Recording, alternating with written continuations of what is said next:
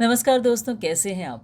जानते हैं ना कि ये जो नई सीरीज़ है हमारी टिप्स फ्रॉम भगवत गीता, इसका बेसिक पर्पस है कि हम अपनी लाइफ को ट्रांसफॉर्म कर सकें, एक बेहतर ज़िंदगी जी सकें।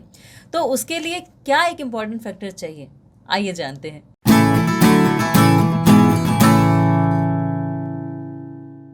जी हाँ, तो एजुकेशन मिलना कोई मुश्किल बात नहीं है। एजुकेशन हमें मिल ही जाएगी अगर हम भगवत गीता पढ़ते हैं तो। लेकिन बात जब ट्रांसफॉर्मेशन की आती है तो एक क्वालिफिकेशन हमारे अंदर ज़रूर होनी चाहिए, और वो क्वालिफिकेशन है फेथ, यानी विश्वास, यानी दृढ़ श्रद्धा, जो अर्जुन की थी। और अर्जुन में जब वो श्रद्धा थी तभी उनकी लाइफ में ट्रांसफॉर्मेशन आया, उन्हें अपने लाइफ के पर्पस के बारे में पता लगा। और वही फेथ डेवलप करने की कोशिश हम कर रहे हैं अलग अलग तरीकों से। हमने बात की थी सीइंग इज बिलीविंग के बारे में, यानी हम देखकर किसी चीज़ को, अपने फेथ को डेवलप करते हैं। हमने बात की थी स्पेकुलेशंस के बारे में, यानी अनुमान प्रमाण के बारे में, जिसमें हम किसी चीज़ का अनुमान लगाकर, अंदाज़ा लगाकर अपने फेथ को डेवलप करने की कोशिश करते हैं। लेकिन दोनों ही कहीं ना कहीं एक लिमिटेशन के साथ थे। लिमिटेशन थी कि ये हमारे सेंस परसेप्शन पे बेस्ड है, यानी हमारे इंद्रियों पे बेस्ड है, और इंद्रियों पे बेस्ड होने की वजह से ये हमें सही नॉलेज या सही गाइडेंस नहीं दे सकते। तो तीसरा तरीका जो है, जो बिल्कुल ऑथेंटिक है, वो है शब्द प्रमाण। शब्द प्रमाण का मतलब होता है कि जो हमारे स्क्रिप्चर्स हैं उन पर विश्वास किया जाए, उन पर फेथ डेवलप किया जाए।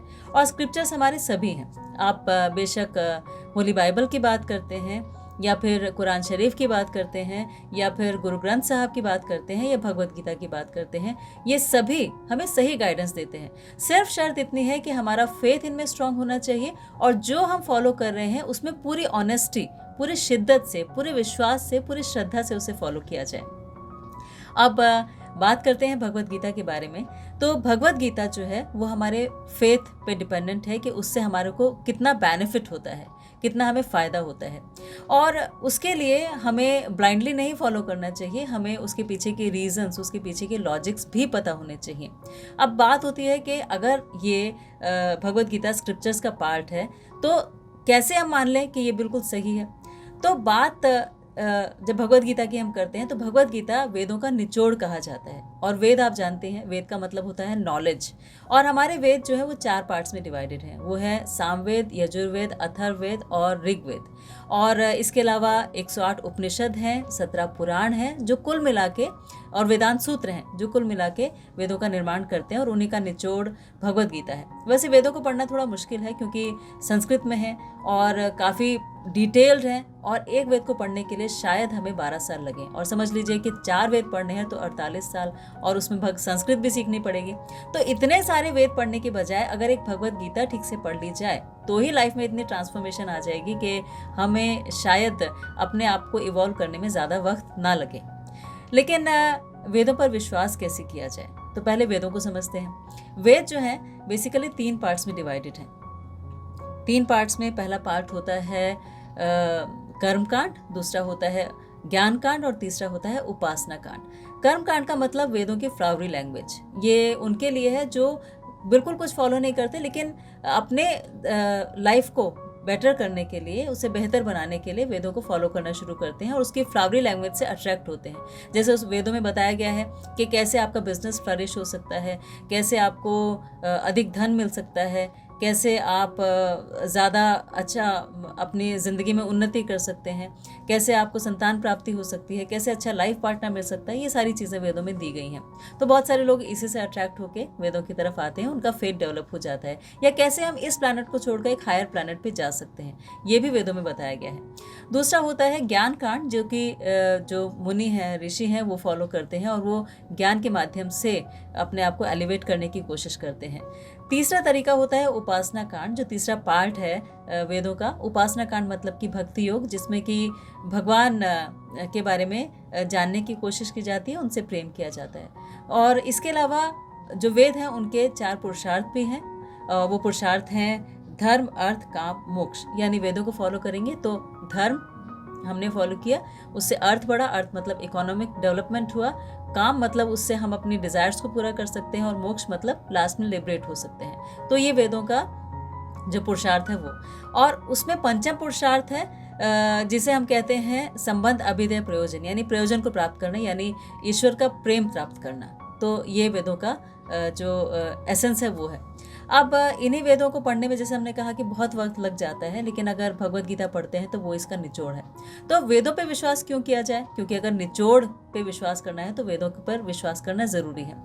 तो वो इसलिए ज़रूरी है क्योंकि जो कुछ उनमें लिखा हुआ है वो अपौरुषेय है। अपौरुषेय मतलब कि वो त्रुटि रहित है, यानी उसमें कोई गलतियाँ नहीं हैं। और हम जो अगर कुछ लिखते हैं तो उसमें बहुत सारी गलतियाँ निकलती हैं। कैसे? जैसे मान लीजिए मैं कुछ लिखूं, जैसे एक साइंटिस्ट ने लिखा कि जो धरती है वो फ्लैट है। पहले हमारे साइंटिस्ट ऐसा ही मानते थे, लेकिन बाद में उन्होंने कहा कि धरती जो है फ्लैट नहीं है बल्कि गोल है। जबकि वेदों में ऑलरेडी दिया गया था भूगोल, यानी भू यानी अर्थ और गोल यानी सर्कल। तो भूगोल के बारे में ऑलरेडी दिया हुआ था। ऐसे ही आप देखेंगे बहुत सारे ऐसे फैक्ट्स हैं जो वेदों में दिए गए हैं, जो शायद हम धीरे धीरे धीरे अपने आप को इवॉल्व करते करते समझ पा रहे हैं। जैसे अगर महाभारत की बात करते हैं तो आप ये सोचिए कि जो गांधारी थी, गांधारी जो थी उनके 100 पुत्र थे, जो 100 कौरव थे। तो वो जो कौरव थे, मान लीजिए एक लेडी के अगर 100 बच्चे होते हैं तो जो पहला बच्चा है जब वो 100 साल का हो जाएगा तो जो आखिरी जो बच्चा पैदा हो रहा है वो 1 साल का होगा। लेकिन सारे कौरव एक ही एज के थे। इसका मतलब कि उस वक्त भी टेस्ट ट्यूब बेबीज और developing a foetus out of the body of a woman was possible. यानी एक ही उससे भ्रूण से इतने सारे बच्चे उस समय बनाए गए थे। और उसमें क्या हुआ था कि क्योंकि गांधारी जो थी उन्होंने बहुत ज़ोर से अपने पेट पे मुक्का मारा था, उससे उनको जो मिसकंसीव उन्होंने कर लिया था। तो व्यासदेव ने वो जो लंप था उसको 100 घड़ों में रखा और 100 घड़ों में और उसको प्रोसेस किया, जिससे कि वो 100 बच्चे अपनी माँ के गर्भ के बाहर डेवलप हो पाए और एक साथ डेवलप हो पाए। तो एक ही भ्रूण से वो सारे बच्चे बने थे। और बाद में यही जो टेक्निक है, इसे ऑर्गन रीजनरेशन का नाम दिया गया, टेस्ट ट्यूब बेबीज़ के लिए कहा गया। और developing a foetus out of the mother's womb इसके लिए कहा गया। और इसके लिए एक यूएस पेटेंट में मिला डॉक्टर BG मटापुरकर को। इसके बारे में पब्लिश भी हुआ। द टाइम्स ऑफ इंडिया में 5 मार्च 2002 को और द इंडियन एक्सप्रेस में 4 मई 2002 को इसके बारे में एक आर्टिकल भी पब्लिश हुआ। इसी तरह से अगर रामायण की बात करते हैं तो रामायण में आप ये देखिए कि जो रावण के पास पुष्पक विमान था, वो एक ऐसा विमान था जो मन की गति से भी चल सकता था और जिसके लिए किसी पायलट की ज़रूरत नहीं थी। वो सिर्फ इशारा करता था रावण और वो चल पड़ता था। ऐसे ही अगर हम अश्वत्थामा की बात करते हैं तो अश्वत्थामा ने जब ब्रह्मास्त्र चलाया उत्तरा के गर्भ को नष्ट करने के लिए, तो वो इतना स्पेसिफिक था कि वो सिर्फ उत्तरा के गर्भ को नष्ट करने के लिए गया था। उत्तरा को भी उससे कोई फर्क नहीं पड़ा। तो समझ लीजिए उस समय के न्यूक्लियर वेपन्स जो थे आज के न्यूक्लियर वेपन से कितने एडवांस थे। क्योंकि आज का न्यूक्लियर वेपन जो है उसमें अगर हम कहीं पे भी वो गिराते हैं, बॉम्ब गिराते हैं, तो वो सब चीज़ों को नष्ट कर देता है इरिस्पेक्टिव ऑफ एनीथिंग, है ना, किसी एक स्पेसिफिक टारगेट के लिए नहीं होता। या महाभारत के युद्ध में इतने सारे जो वेपन्स यूज़ हुए थे, इतने सारे हथियार यूज़ हुए थे, उसमें भौमे थे। भौमे मतलब कहीं पे भी भूमि जो है वो फट जाती थी या पहाड़ उग जाता था, या वायु थे। वायु मतलब कि बहुत ज़ोर से आंधी चलनी शुरू हो जाती थी, या अंतर्ध्यान थे जिसमें कि लोग गायब हो जाते थे, या फिर पानी के ऐसे अस्त्र थे जिसमें कहीं से भी पानी फूट पड़ता था। तो आज हमारे लिए वेपन्स के नाम पे सिर्फ फायर वेपन्स हैं, यानी अग्नि का प्रयोग करके हम वेपन्स बनाते हैं। लेकिन उस समय की टेक्नोलॉजी ज़्यादा विकसित थी और ज़्यादा एडवांस्ड, साइंटिफिकली एडवांस्ड वो लोग थे। तो इसीलिए और भी बहुत सारे ऐसे इंस्टेंसेस हैं जो हमें बताते हैं कि जो कुछ भी वेदों में लिखा गया था वो कहीं ना कहीं यहाँ आज के लेवल से एडवांस्ड है और अपौरुषेय है। अपौरुषेय मतलब उसमें कोई बदलाव की ज़रूरत अभी तक नहीं पड़ी है। यहाँ तक कि बहुत सारे रेफरेंसेस हैं। अगर हम भागवतम की बात करते हैं तो भागवतम में ऐसे रेफरेंस आते हैं कि महात्मा बुद्ध जो है वो कब प्रकट होंगे, कब आएंगे, अवतार उनका कब होगा, इंडिया में ब्रिटिशर्स कब आएंगे। और भविष्य पुराण में ये भी दिया गया है कि धीरे धीरे लाइफ कैसे चेंज होती जाएगी हमारी।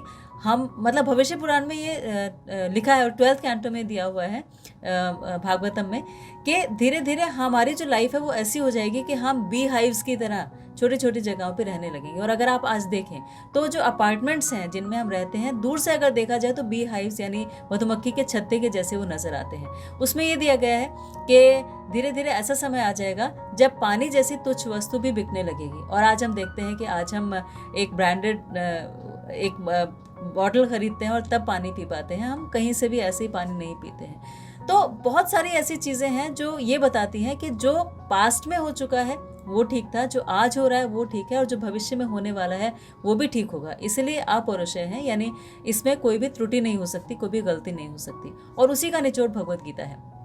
अब भगवत गीता हमें ट्रांसफॉर्म कैसे कर सकती है?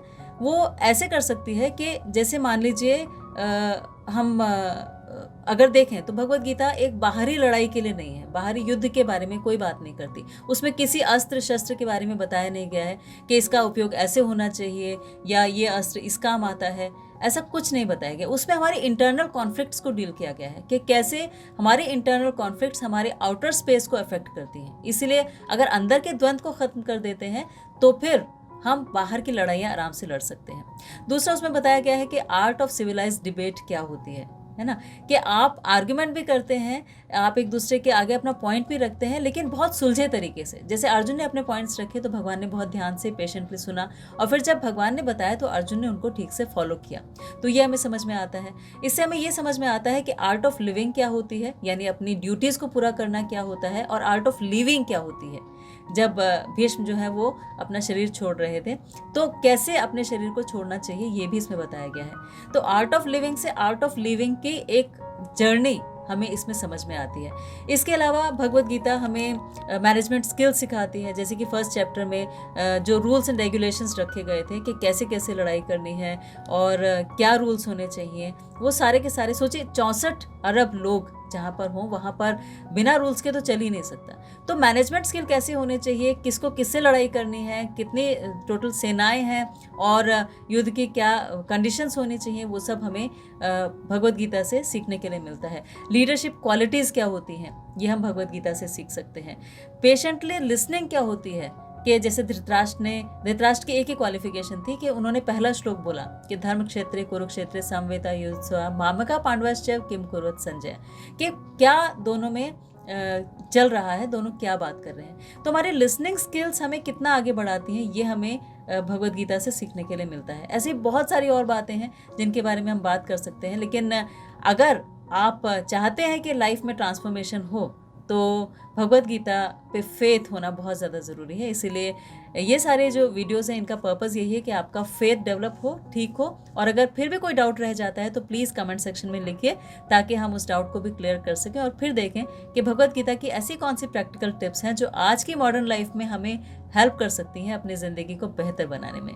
अपना बहुत ख्याल रखिएगा दोस्तों, और ऐसे ही इस सीरीज़ का पार्ट बने रहिएगा, इंटरनेट फैमिली के साथ जुड़े रहिएगा। थैंक यू, धन्यवाद, शुक्रिया।